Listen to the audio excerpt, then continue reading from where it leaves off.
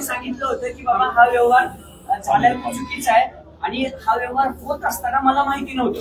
300-400 कोटी रुपयांचा व्यवहार होताना वडील म्हणून पार्थ पवारांनी तुम्हाला विचारलं नाही का की एवढे पैसे मी इन्व्हेस्ट करतोय ह्या? अरे पैसे सुद्धा इन्व्हेस्ट केले नाही तर कशाचा? अरे पैसे सुद्धा इन्व्हेस्ट केले नाही तर कशाचा? त्यामध्ये कागदपत्र सगळी न बघता, खरं काही आम्ही व्यवहार ज्यावेळेस करतो त्यावेळेस टॉपचे जे वकील असतात त्यांना ते सगळं तपासायला सांगतो, त्यांना ते सर्च करायला सांगतो आणि त्यांनी ते सर्च आणि तपासलं आणि त्यांनी सांगितलं की नाही बाबा ही जमीन तुम्ही घेऊ शकता, तर आपण पुढे पावलं टाकतो. बोलताना असं म्हणाले की पारदर्शकांवरती गुन्हा दाखल करावा अशी विरोधकांची मागणी आहे. पवारसाहेब म्हणाले की राज्याचे गृहमंत्री सांगू शकतील, मुख्यमंत्री असं म्हणाले की प्रकरण गंभीर आहे, तर मग पार्थ पवारांवरती गुन्हा का दाखल नाही याचं उत्तर गृहमंत्री देतील. मात्र या सगळ्या प्रकरणामधून तुम्हाला अडकवण्याचा किंवा राजकीय दबाव तुमच्यावरती टाकण्याचा प्रयत्न केला जातो असं वाटतं? असं काही मला वाटत नाही. मी त्याच्याबद्दल चंद्रशेखर बावनकुळे यांचं स्टेटमेंट बघितलं. त्यांनी असं सांगितलं की त्या व्यवहारात ज्यांनी कोणी ते रजिस्ट्रेशन केलं कागदपत्र न बघता, ज्यांनी तिथं रजिस्टर ऑफिसमध्ये जाऊन सह्या केल्या, त्याच्यामध्ये 3 लोक त्यांना मिळाली आणि मग त्या 3 लोकांच्यावर त्यांनी FIR केली.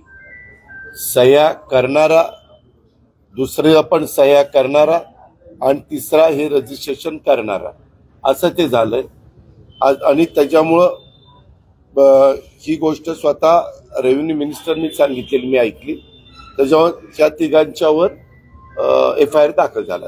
कंपनीतले आकडे जे त्या आकड्यांमध्ये पार्थ पवार हे 99% आणि 1% दिग्विजय त्यांना ते अधिकार दिलेले होते व्यवहाराचे. मात्र त्यांच्यावरती 99% जे 99% मालक आहेत त्यांच्यावरती कुठली कारवाई झाली नाही आणि 1%चे मालक आहेत त्यांच्यावर कारवाई झाली.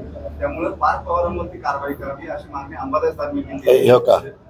ज्यावेळेस चौकशी करतात, अंबादास दानवे हे विरोधी पक्ष नेते होते माजी, यांना निवडणुकीच्या काळामध्ये अशा कुठल्या बातम्या मिळाल्या की त्याला खतपाणी घालणं हे त्यांचं काम आहे. त्याच्यामुळे ते त्यांच्या पद्धतीनं म्हणणार. शेवटी सरकारचे प्रमुख आणि प्रशासन हे कायद्याच्या नियमाच्या चौकटीमध्ये पुढे जातं. उद्याच्याला चौकशी झाल्यानंतर दूध का दूध पाणी का पाणी पुढे होईल ना. इव्हन एकनाथराव शिंदेंनी पण तेच सांगितलंय किंवा त्यांना विचारलं तुमच्यासारख्या पत्रकार मित्रांनी एकदा चौकशी होऊ द्या आणि चांगली टीम लावलेली आणि कुठेही सरकारने त्याच्यामध्ये FIR करायला दिरंगाई लावली. तुम्ही बघा सगळ्या गोष्टी तातडीनं त्याच्यामध्ये केलेल्या आहेत. व्यवहार रद्द झाल्याची माहिती तुम्हाला दिली गेली पण प्रत्यक्षात तो व्यवहार रद्द झालेलाच नाही असं मतदान शुल्क कार्यालयात सांगितलं. मला काल तशी बातमी कळली गेली म्हणून मी तुम्हाला सांगितलं. तिथं जाऊन त्यांनी सह्या केल्या म्हणून कळलं. आता ते कळल्यावर मी सांगितलं. आता त्याच्यामध्ये काय झालं पुढं काय नाही झालं, आज सुट्टी आहे, उद्या सुट्टी आहे आणि आता चौकशी होणार आहे. त्याच्यावर चौकशी करणारी समिती महत्वाची आहे, ती आता याच्यात बारकाईने चौकशी करेल. यातल्या दोन्ही गुन्ह्यांमधला गंभीर विषय आहे की या दोन्ही या सरकारच्या मालकीच्या जमिनी आहेत, उतार्यावरती सरकारचा कब्जा आहे आणि अजूनपर्यंत तो व्यवहार झाला त्यांना तो जमिनीत हे पण मिळालं नाही, पोझिशन पण मिळालं नाही आणि त्यांना तिथं जाताही आलेलं नाही. पोझिशन झालंय का? प्रयत्न झाला होता. प्रयत्न अंती परमेश्वर. परंतु मला ते आज पोझिशन नाही एवढंच मला माहिती. हो, तू म्हणतोय ते बरोबर आहे. त्याच्यामुळं आपला सरकारचा जो रजिस्टर आहे, रजिस्टर ऑफिसचा जो ऑफिसर आहे त्यांनी ते थांबवायला पाहिजे होतं ना. असे तर व्यवहार होताच कामा नये.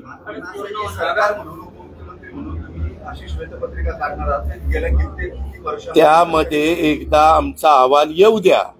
मुख्यमंत्र्यांच्या आदेशाने ते आदेश निघाले.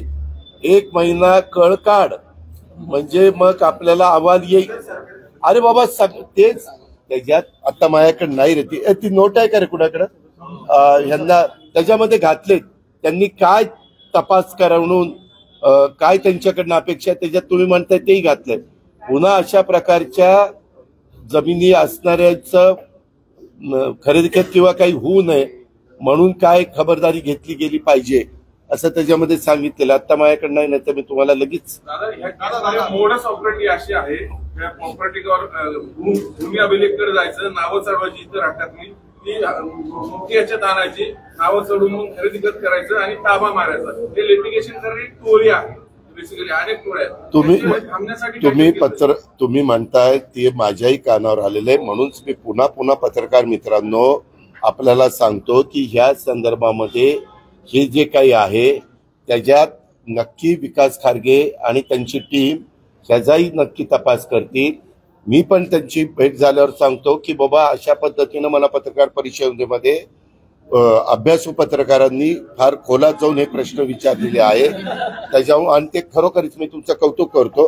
हे उद्याच्याला राज्याच्या पण हिताचे आहेत.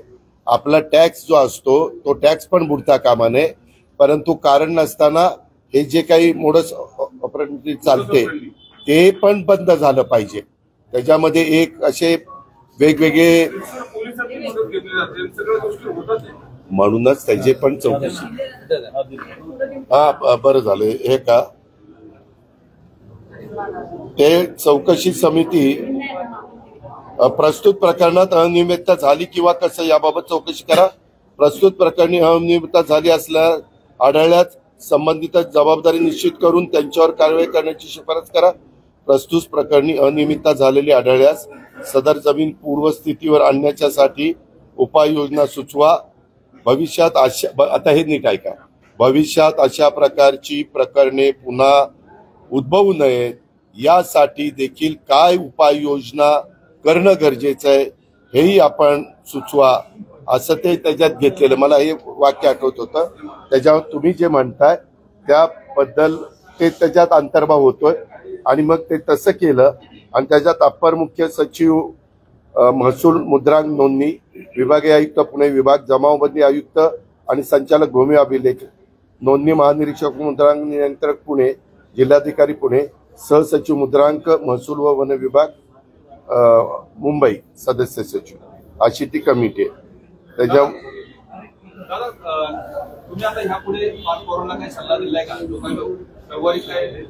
नाही हे का कुणालाही मी तर एक सल्ला कालच दिलेला आहे प्रशासनाला. ऐका ना बाबा की बाबा इथून पुढं माझ्या जवळचे लांबचे कुणी नातेवाईक अशा पद्धतीनं काही गैरव्यवहार करत असतील किंवा चुकीचं करत असतील किंवा कुणाच्या सांगण्यावरून त्यांच्याकडनं चूक घडत असेल आणि ती तुमच्या लक्षात येत असेल तर ते अजिबात करत जाऊ नका. त्याच्यामध्ये अजिबात कुणाच्या दबावाला घाबरू नका. मी कालही नियमावर बोट ठेवून चालणारा एक कार्यकर्ता होतो, आजही आणि उद्याही राहणार आहे. मी असल्या कुठल्या गोष्टीचं कधीच आयुष्यात समर्थन करणार नाही. मला ते पटतच नाही. एक थांब रे, एक थांब जरा तुझं. आणि हे सगळं होत असताना ह्यामध्ये मी पार्थला माझं काल काय झालं, माझे काल पण उशिरापर्यंत सगळे कार्यक्रम चालले आणि तिथून मी डायरेक्ट निघालो आणि इकडं आलो. पार्थ मुंबईमध्ये, मी उद्या रात्री मुंबईत जाणार आहे. परंतु मी मुंबईत गेल्यावर त्याला सांगणार आहे की हे जे काही प्रकरण झालं हे प्रकरणावरून काही गोष्टी तुम्ही लोकांनी पण शिकल्या पाहिजेत. कारण माणूस अनुभवातनं नवीन नवीन शिकण्याचा प्रयत्न करतोय, त्याची सुरुवात आहे.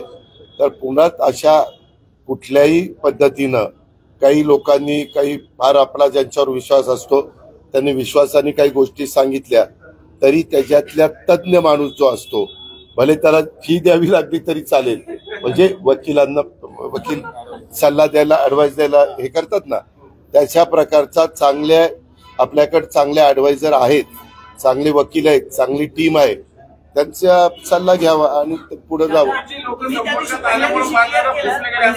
सांगितलं होतं की बाबा हा व्यवहार झाल्याने चुकीचा आहे आणि हा व्यवहार होत असताना मला माहिती नव्हतं. 300-400 कोटी रुपयांचा व्यवहार होताना वडील म्हणून पार्थ पवारांनी तुम्हाला विचारलं नाही का की एवढे पैसे मी इन्व्हेस्ट करतोय ह्या? अरे पैसे सुद्धा इन्व्हेस्ट केले नाही तर कशाचं? अरे एकदम 1 रुपया इन्व्हेस्ट केला नाही बाळा. मी ते सगळं बघितलं. 300 कोटी कशाला म्हणतात? 1 रुपया. त्याच्यात तेच मला कळत नाही की त्या समोरच्या पार्टीने पण ₹1 न घेता कसं काय हे केलंय, काय ते गडू असं होतं. आहे दादा, चुकीची लोक संपर्कात आल्यामुळे पार्थ दादा फसले गेले. अहो म्हणून आता त्याची चौकशी करतोय ना बाबा. आता कोण फसलं, प्रश्न विचारणारा फसला का आणखी कुणी फसलं ते विचारतोय. दादा आता कोण चौकशी केल्याशिवाय कळणार नाही. चुकीचे लोक अधिकारी होते का आणखीन कोण होते ते चौकशी झाल्यावर सांगतो ना.